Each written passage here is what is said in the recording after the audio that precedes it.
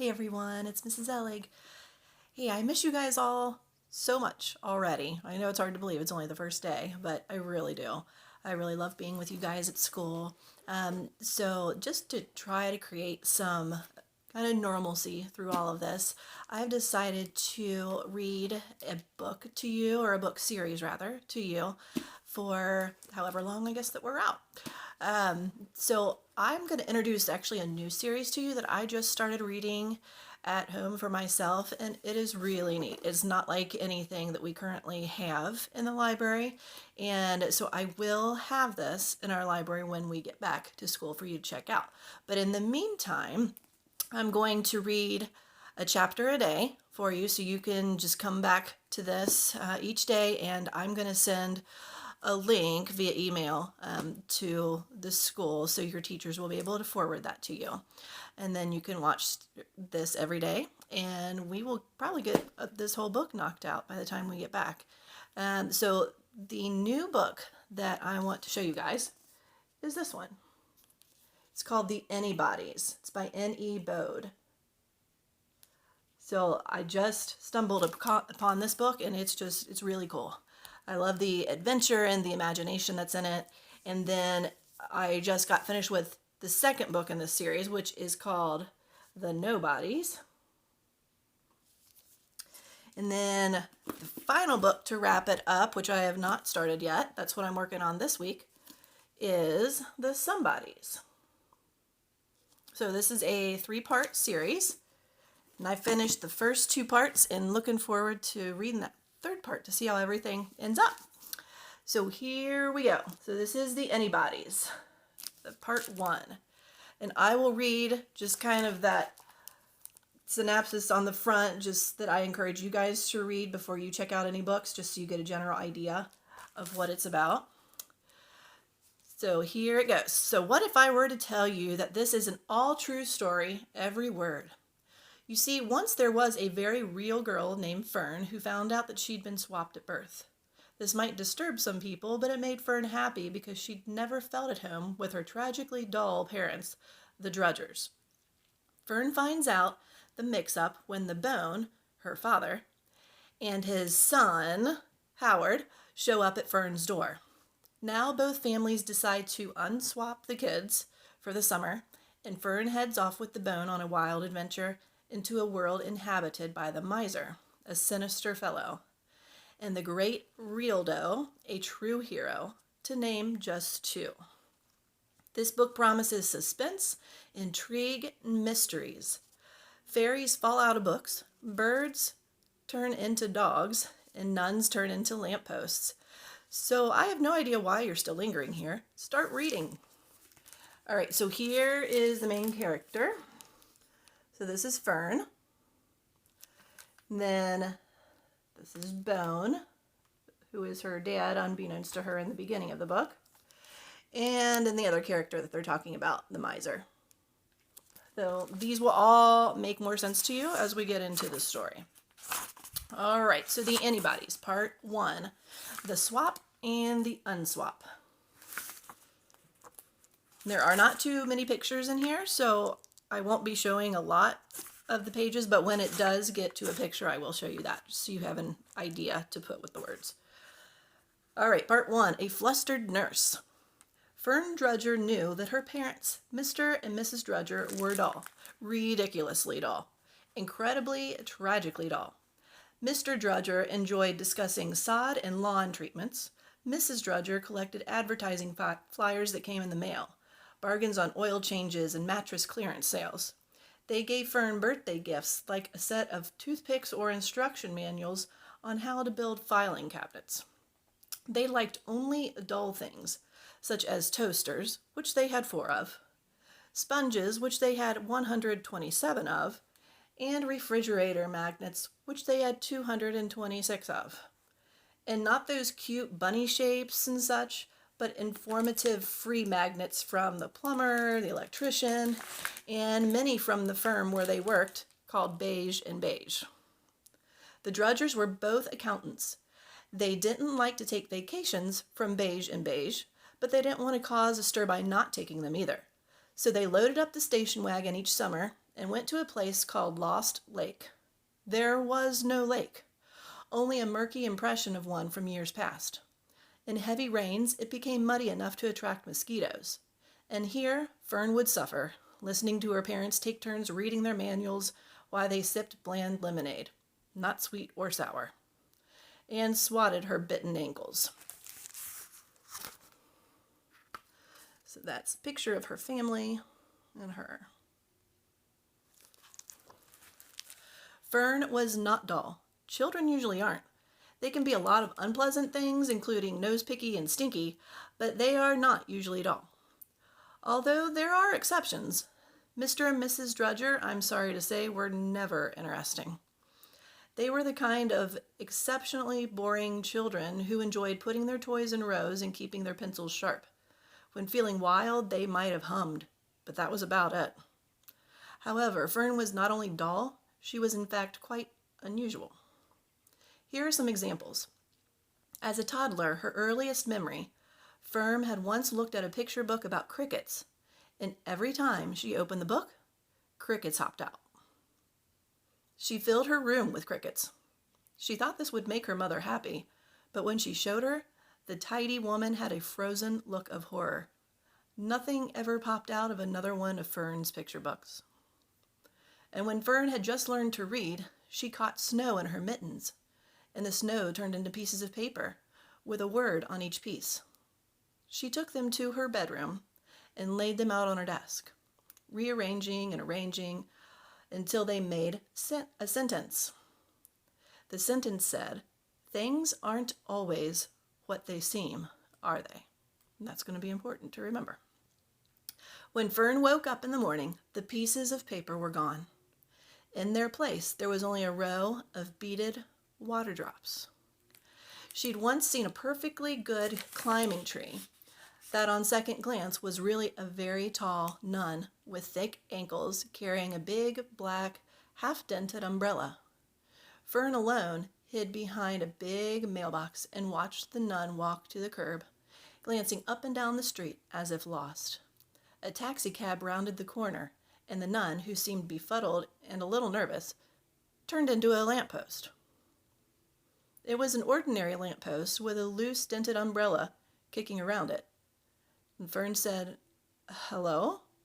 Hello?" Like you do when you pick up a phone but nobody's there. "Hello?" Fern waited. Nothing happened. So she picked up the umbrella, a little dazed, and shuffled quickly to her house. More recently, during the spring before the summer that I'm getting ready to, if you're patient, Fern had arrived early for swimming lessons at the YMCA's indoor swimming pool and had watched her brand new swim teacher, Miss Lillipole, run after a small bat that was flitting around madly all over the bleachers. Miss Lillipole jogged after it, chubby and awkward, wearing a skirted swimsuit, a plastic nose pinch, and a flowered bathing cap. She waved a net used for cleaning the pool. The bat rose up to the glass skylight and then turned into a marble, dropping to the tiled floor before rolling quickly under the door to the men's locker room.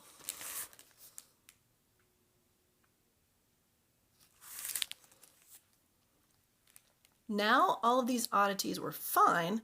They were strange, of course, and made Fern feel a little off-kilter, as you can imagine, but none of them really scared her until the cloud appeared the day after Fern's 11th birthday that spring.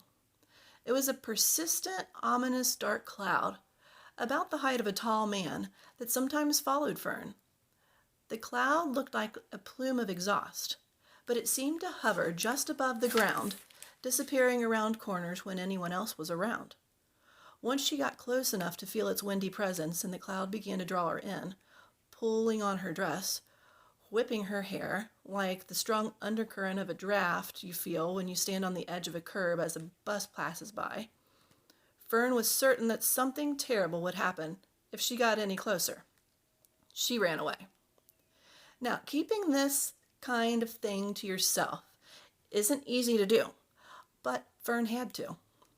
The Drudgers had made it clear to Fern that any of the unusual things she's seen, crickets popping out of picture books and snow notes, were a result of her overactive dysfunction, meaning her imagination.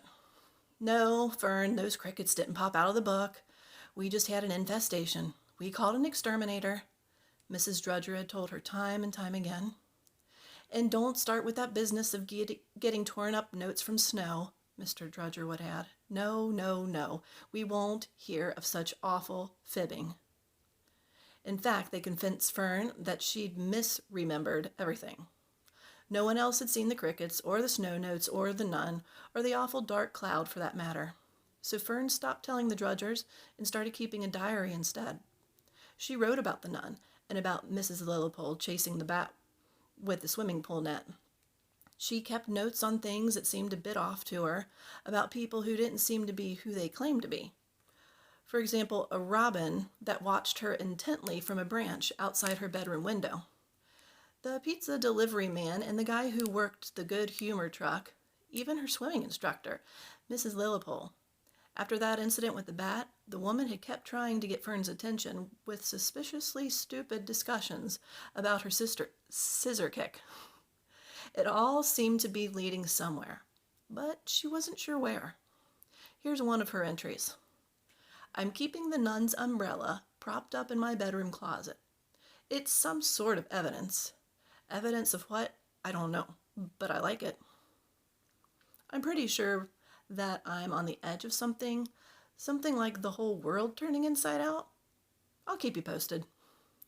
But this book doesn't really start with a diary or confused nuns turning themselves into lampposts or bats becoming marbles or evil-seeming, low-flying dark clouds. No. That's nowhere to begin. I'll get to all of that soon enough. One should begin at the beginning. That's what a writing teacher once told me. Begin at the beginning. And end, yes, that's right, at the end. He was a very good writing instructor, the best in these United States of America, many awards and such, so I'll follow his advice. When Mr. and Mrs. Drudger were still newly married and young, although I doubt that Mr. and Mrs. Drudger were ever really young in their hearts. Even in their baby pictures, they look like miniature accountants, pale and serious and joyless. They decided to have a baby. They decided it would be a fine idea, a right and worthy idea. Not because they necessarily liked children. Neither of them had liked children even when they were children. Mainly they decided to have a child because that is what other people did. And so they did, with passionless accuracy. This would in fact have been fine. This would have been altogether unremarkable if not for the flustered nurse, Mary Curtin. Mary Curtin was new to the maternity ward of the hospital. The morning of Mrs. Drudger's labor, she had seen a mouse in the nurse's room. Although plump and not usually very agile, Nurse Curtin, as soon as she saw the mouse, had hoisted her rump half onto the counter, half into the sink. She bumped her head on the cabinet, and then the second half of her rump tumbled into the sink with the first half. The mouse scurried on. The nurse began to titter, embarrassed. She uncorked her bottom from the sink and flopped back onto the linoleum. She said to herself, "Tisk, tisk, you're a woman of science. You should know better." Her white nurse's uniform was damp in the rear, now from the sink. A small knot was growing on the back of her head from the bump. She looked down at the long run in her thick white stockings, and she began to cry. She didn't feel much like a nurse, or at least not a very good one. She thought of her mother who'd encouraged her to stay at home and settle down. "You don't have much going for you, Mary, but you're a good cook," her mother had said. "A man can appreciate a good cook." Had the elder Mrs. Curtin been more supportive, had she encouraged her daughter's medical dreams, would the rest of the story have happened? Like most things that go a bit awry in the world, we could blame much of the following mayhem on a mother. But in all fairness, couldn't the janitor have done more to keep mice out of the hospital? Wasn't he feeling especially lazy and porkish that summer, doing almost nothing about the rodent population? And honestly, as far as my research goes, his mother had been encouraging of his desire to sing opera, despite his lack of talent.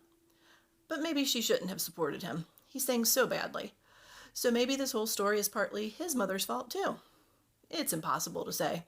In any case, we could go on blaming people and mothers all day. We can't start second-guessing it all now. It's too complicated. And we have to get back to Fern, as this is about her and not about the janitor's mother. And so, once upon a time, and I do know that you usually say this in the first line, I have written stories before and such. Do I have to remind you of the literary genius with whom I've studied? And I know too that once upon a time is usually reserved for fairy tales.